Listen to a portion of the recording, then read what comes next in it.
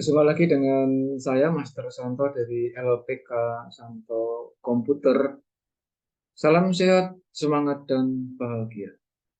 Pada video pelatihan Microsoft Excel bagi pemula, seri atau bagian yang ke-50 kali ini, dan sekaligus juga video saya yang ke-800 di channel ini, saya akan melanjutkan bagaimana rancangan kita untuk membuat struk atau nota penjualan yang sudah kita rancang pada video nomor 49 yang lalu.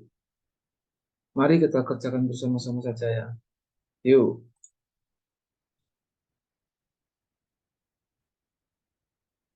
Ya, ini adalah rancangan kita tentang struk penjualan yang sudah kita buat pada video ke 49 yang lalu. Nah, sekarang kita coba sekali kali menyimak kembali apa yang telah kita buat pada video ke 49 yang lalu tersebut. Yaitu pada kolom F itu yang saya kasih background biru muda ini karena sebagai eh, telaah atau semacam pengantar ya. Ini kalau kita hapus, misalnya ini ada kode-kode ini kita hapus, maka semua kosong. Artinya apa? Artinya eh, nama barang, harga satuan, jumlahnya, kemudian total masing-masing item itu akan kosong. Sebenarnya background biru maupun hijau ini tidak perlu ya, tetapi karena untuk membuat menjelaskan itu ya, ini perlu saya buat. Jadi misalnya kalau Anda mempunyai eh, barcode reader itu suatu alat scan ya, membaca barcode yang ada di setiap barang. Jadi video ini saya eh, rancang untuk dipakai, benar-benar bisa dipakai untuk bekerja. Jadi sekali lagi, rancangan ini benar-benar bisa Anda aplikasikan di dalam pekerjaan sehari-hari. Asumsikan bahwa Anda itu membuka semacam minimarket yang baru, ya. Kemudian stoknya juga mulai dari yang terbatas, yang sering dipakai gitu. Maka untuk memasukkan kode-kode barang itu Anda cukup membeli satu unit barcode reader namanya. Itu suatu alat yang sebagai pengganti keyboard. Barcode-barcode yang ada di barang-barang kita apapun itu kan berisi 13 digit ya, 13 digit angka tapi sifatnya teks ya. Di mana kita bisa memasukkan ke komputer dengan bantuan Microsoft Excel sehingga Anda tinggal mengetikkan nama barangnya apa dan harganya berapa serta saldo awalnya. Setelah itu jadi, maka ini saya simulasikan dengan kode barang yang umum aja ya, semacam ini. Ya, ada BR1 sampai BR9 macam ini. Karena sebenarnya komputer tidak mau tahu apakah kode barang itu barcode seperti yang Anda jumpai di waktu Anda belanja di minimarket atau supermarket. Itu adalah angka-angka, itu standar internasional selalu 13 digit. Bagi komputer sih tidak penting apakah itu huruf dan angka seperti ini, apakah angka semua, itu nggak penting. Yang penting adalah bahwa dengan mengetikkan kode-kode yang berupa angka atau campuran huruf dan angka ini akan otomatis muncul nama barang dan harganya. Nah, yang dirancang pada video nomor 49 yang lalu, misalnya seorang pembeli membawa 3 unit misalnya. 3 unit yang kode barangnya adalah BR7. Begitu ditekan enter, nanti otomatis akan muncul nama barang. Ya. Ini adalah tepung karena BR7, 20 itu karena harganya, 3 ini karena 3 unit. 3 unit itu bisa 3 piece atau 3 kilo atau 3 gram, silahkan. Ya, semacam itu. Demikian juga kalau kita masukkan di bawahnya, kalau kita entry di bawahnya, misalnya kita masukkan kode, misalnya ada seorang pembeli membawa 5 unit yang kodenya BR6 misalnya. Jadi BR6 ini sementara kita ketik, tetapi nanti di dalam praktek Anda langsung eh, apa namanya, scan kan di barcode barang tersebut, otomatis akan muncul nama barang, harganya, dan jumlahnya. Ya, jadi nama barang dan harga ini otomatis dibaca oleh barcode reader Anda, sedangkan angka 5 ini dibaca dari sebelah kiri yang kita ketikkan di depannya. Sedangkan 175.000 adalah perkalian antara harga satuan dikalikan 5. Saya kasih contoh yang lain lagi, misalnya eh, kita buat I2 BR 1 misalnya. Ya. Lagi 9 BR 3. Otomatis ya. Kemudian 6 BR 2. Ada lagi 2 BR 9 misalnya. Kemudian 1 BR 7. Satu lagi ya 5 BR 4 misalnya. Nah, itu otomatis gitu. Nah, kemudian karena ini dalam rangka mempelajarinya ya, sebetulnya ini kalau sudah selesai otomatis jumlah akumulasinya itu berapa. Tapi ini karena pengantar ya, masih rancangan, Anda bisa aja berapapun yang dimunculkan di situ langsung klik auto sum, di enter adalah muncul uang yang harus dibayarkan semacam itu. Namun demikian, saya juga akan merancangkan kalau Anda berada di depan kasir membawa satu keranjang barang yang itemnya macam-macam begitu, di depan kasir itu kan muncul suatu lembar suatu layar kecil itu ya, warnanya biasanya hijau atau biru gitu. Nah, sekarang kita hapus dulu ya, kita hapus, delete. Atau sebentar, ini sebenarnya Anda boleh merancangnya begini. Ini bagian dari kreativitas. Anggap aja layar kecilnya itu ada di sini. Saya kasih agak besar di sini. Ya, layarnya ada di sini. Ini kita match cell, ya. Match cell di situ. Kemudian font size-nya kita buat eh, besar ya. Misalnya ukuran 26.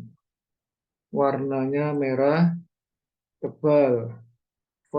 Fontnya misalnya adalah black, Arial black misalnya.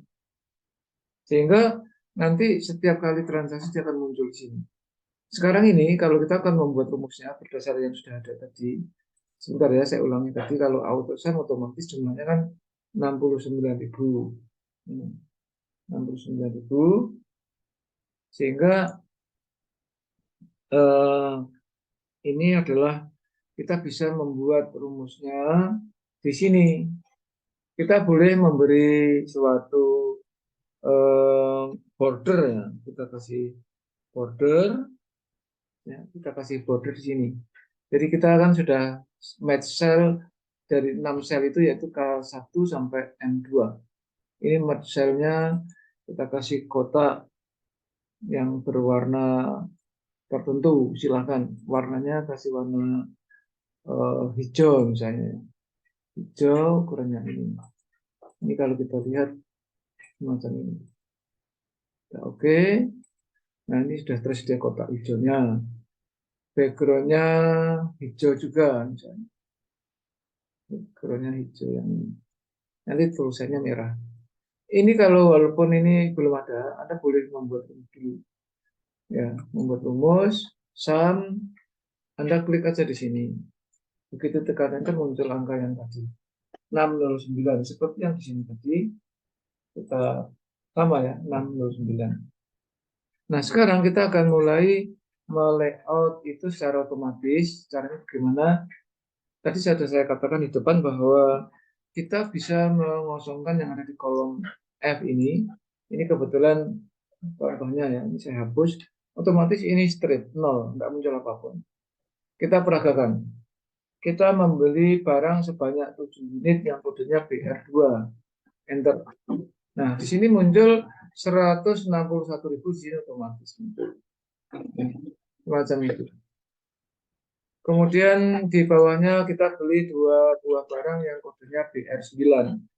Tuh, akumulasinya dari dua barang ini masuk ke situ. Sekarang yang selanjutnya kita beli 3BR1 misalnya. Itu akumulatif ya. 5BR3. Misalnya 9BR6. Tuh, otomatis. Perhatikan yang ada di layar ini, 606.500. Lagi misalnya 2BR7 ya. Kemudian 3BR4. Kemudian lagi satu lagi misalnya 2BR berapa? 5 misalnya. Maka perhatikan di sini otomatis. Nah, sekarang ternyata uangnya hanya 700.000. Sehingga pembeli kalau melihat di minimarket atau supermarket itu kan di depannya ada akumulasi di layar kecil itu akumulasi, ternyata uangnya kurang. Maka kita bisa menyampaikan kepada kasir bahwa ada satu barang yang dikurangi. Ya, kalau kita lihat di sini nilai yang ada di sini boleh Anda mau ngurangi yang mana supaya nanti ada cashback-nya atau ada uang kembaliannya. Oke, misalnya barang yang bernama susu ini ya diganti barang lain misalnya kita nggak tahu harganya, kita boleh cek secara manual, boleh dicek di sini harga terkecil memang kopi ya, atau sabun ya. Bisa aja sabun tadi kodenya berapa, sabun kodenya BR5, boleh aja. Ini saya ganti sabun dikasih satu BR5. Nah, berarti masih ada cashback di situ. Atau beli dua BR5. Ada lagi ya sama. Wow, masih sisa. Sebetulnya atas bawah ini sama ya, tapi ini kan contoh. 3BR5. Nah, di sini kita punya cashback 3.500. Semacam itu rancangan untuk eh, apa yang disebut sebagai struk penjualan. Nanti di dalam eh, video berikutnya akan kita percantik, kita akan perindah supaya dirapikan, maksudnya supaya nanti pada waktu di print dicetak itu betul-betul menyerupai struk atau nota penjualan bagi kita ya, menjadi nota pembelian bagi pembeli semacam itu. Oke, demikian sementara yang bisa saya sampaikan. Semoga video ini inspiratif dan bisa langsung Anda aplikasikan. Sehingga Anda belajar itu mendapat dua hal, memperoleh dua hal. Yang pertama manfaat ilmunya, yang kedua Anda juga langsung mempraktekkan di dunia pekerjaan Anda sendiri. Demikian, kalau Anda terkesan silakan like and share video ini supaya banyak teman, relasi, siapapun yang memiliki kepentingan menjadi kompeten. Karena hanya orang-orang yang kompeten yang tetap eksis di dalam situasi dan kondisi apapun.